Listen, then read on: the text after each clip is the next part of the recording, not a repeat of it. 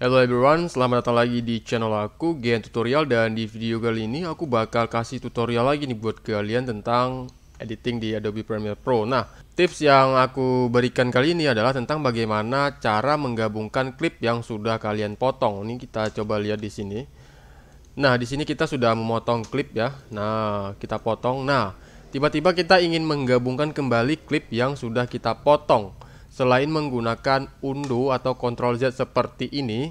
Nah, kalau Ctrl Z seperti ini atau undo itu kan langkah sebelumnya ya kan. Bagaimana jika kita sudah melakukan banyak langkah ke depannya dan ingin menggabungkan kembali klip yang sudah kita potong gitu ya. Ternyata caranya sangat mudah sekali teman-teman ya. Kalian tinggal klik di sini, ini tools, pastikan kalian berada di sini atau kalian bisa klik V di keyboard. Kalau C itu untuk memotong, V itu untuk tool selection tools ini ya. Kalian tinggal arahkan aja seperti ini. Lalu kalian klik backspace di keyboard. Nah, maka dia bakal tergabung kembali nih.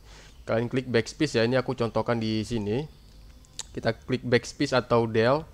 Nah, coba kita lihat. Nah, dia sudah tergabung lagi ya. Kita taruh di sini, kemudian kita klik del atau backspace di keyboard. Nah, dia sudah tergabung kembali.